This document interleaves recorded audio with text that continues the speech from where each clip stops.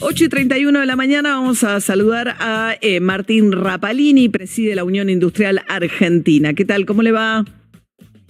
Hola María, ¿cómo estás? Buenos días. A ver, ¿qué está pasando con la actividad económica o sobre todo con el sector industrial, ¿no? Por supuesto que el cierre de Whirlpool fue un golpe muy grande, esta fábrica de lavarropas que funcionaba en Pilar, que se había inaugurado su fábrica hace nada menos que 3 años, más de 220 puestos de trabajo que se pierden, y tengo entendido que ya son más de 270.000 los puestos de trabajo del sector industrial perdidos en lo que va del gobierno de Milei. Hola María, no, 270.000 me parece que son los números generales. La totalidad. No industria solamente, perdón, sí, sector Claro. Registrado, no industrial. Exacto. O no industrial, Eso. sector registrado, correcto. En total. Mira, la industria está pasando un momento complejo, un momento de transición, también muy heterogéneo, porque hay distintos sectores.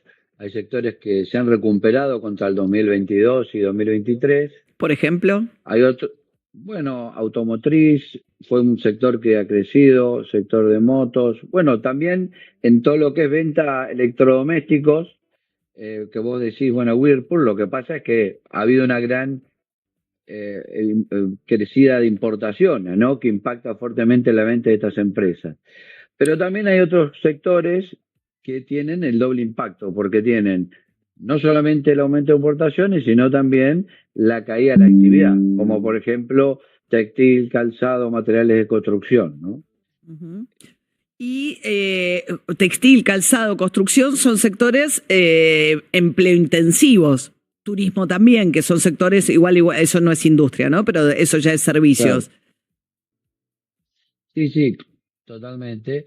Y hay que tener en cuenta que los últimos 3 meses, previo a las elecciones, con la suba de tasas de interés y esta turbulencia financiera que existió con el dólar y esta generó muchísima inestabilidad y también, bueno, un freno en la actividad en general e industrial, por supuesto.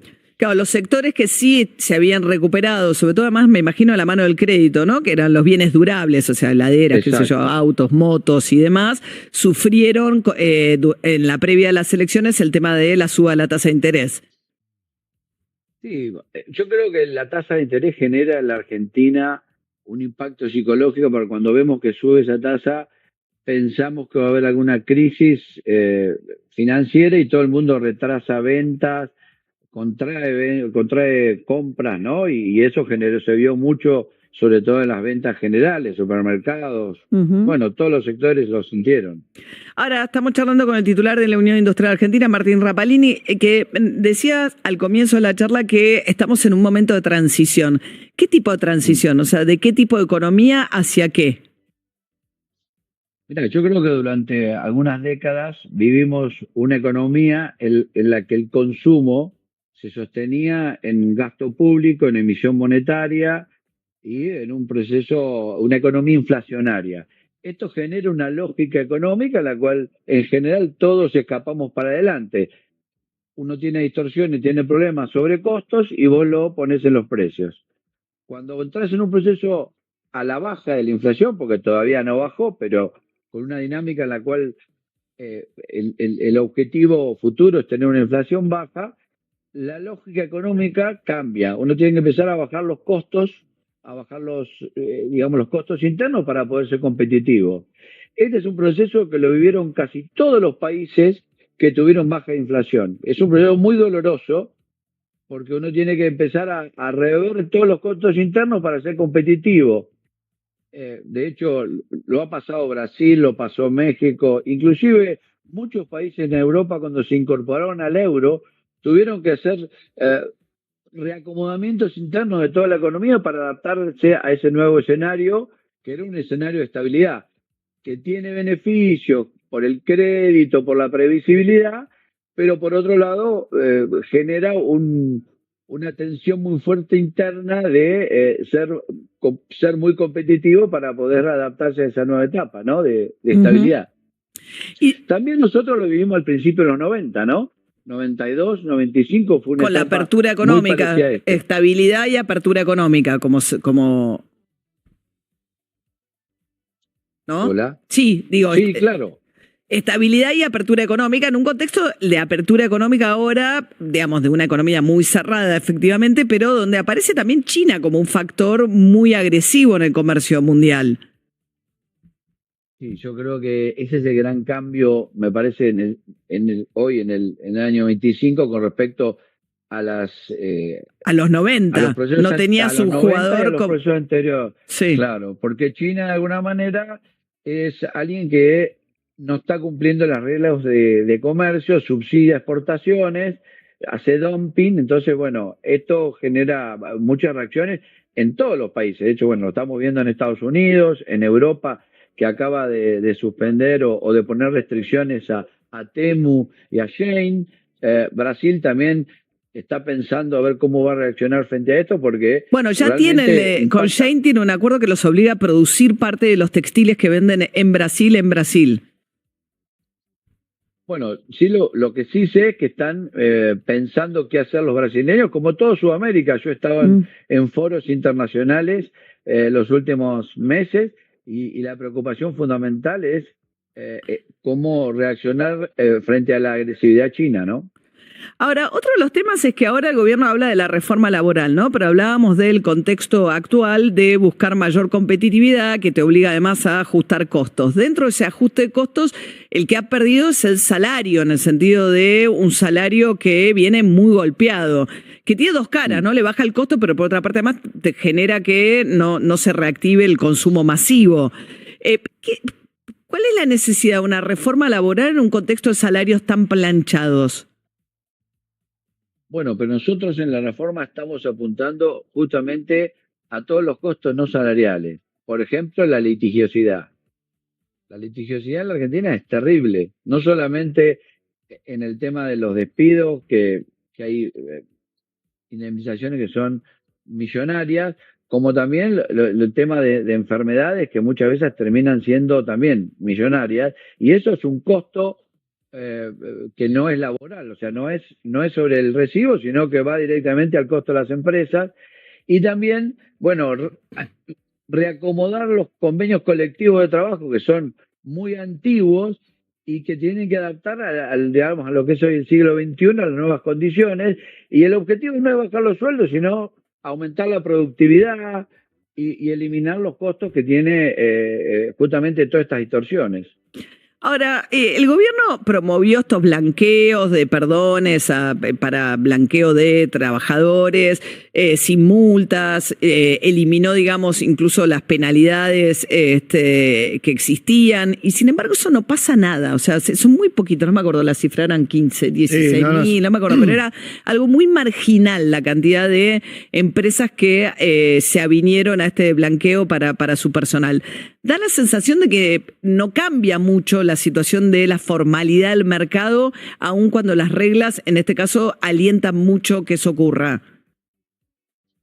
Bueno, lo que pasa es que cuando se hicieron blanqueos, se continuaron con las condiciones que existían, que preexistían. Nosotros lo que estamos también planteando es una baja de impuestos para el trabajo, que no necesariamente es baja de remuneración, pero hay, por ejemplo, o los mínimos no imponibles, o la posibilidad de tomar los aportes a cuenta del IVA, o sea, Pero ustedes creen son que mecanismos. efectivamente, acá me pasan 16.700 puestos de trabajo, efectivamente fueron los que se Sí. blanquearon con este nuevo régimen. Ahora, ¿ustedes creen que bajando impuestos y modificando cuestiones de los convenios va a aumentar el empleo registrado? Mira, va a estar también de la mano de que crezca la economía, pero sin lugar a dudas va a alentar a tomar empleo.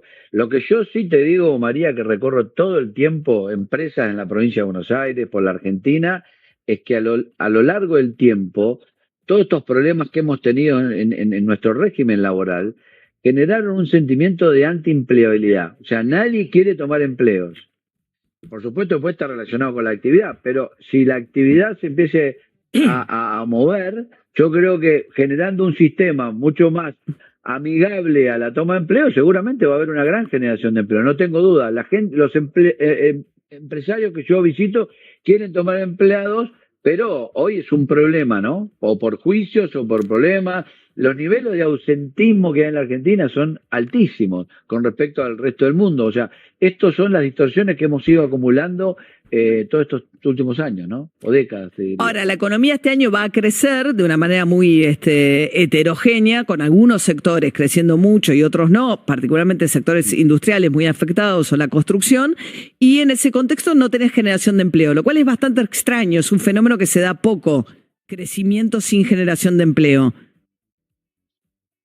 Sí, yo creo registrado, que ha sido ¿no? un rebote económico con respecto en 2024 que fue un ajuste muy, muy importante. Yo creo que esperemos que el crecimiento real sea en el 2026 y bueno, yo creo que si se llegan a votar las reformas, esto puede ser importante para alentar a la generación de empleo y también para ser mucho más competitivos y poder adaptarnos a esta nueva etapa.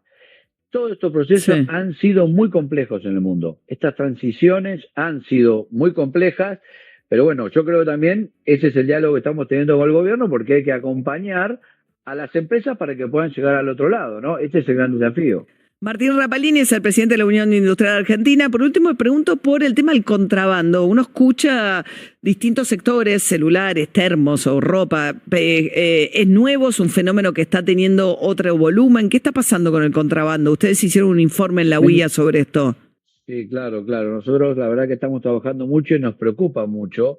Bueno, son las cosas que tiene el tener un tipo de cambio unificado, hace que, bueno, que hay un incentivo, digamos, a este tipo de actividades y bueno, ha crecido mucho. Hay sectores como celulares, se han multiplicado por 5 y bueno, estamos trabajando con el gobierno para, bueno, generar distintos controles sobre todo en el norte argentino que es un área donde, sobre todo en el oeste y en el este, por Bolivia y por Brasil y Paraguay, están entrando muchos productos, sobre todo electrónicos y también calzado, ¿no? Así que estamos trabajando para reducirlo a valores, a lo menos que se pueda, pero generalmente en los últimos años, o por lo menos el último año y medio, ha crecido bastante, ¿no? Martín Rapalini, titular de la UIA, muchas gracias. Buen día. Bueno, gracias María, buenos días. Hasta luego.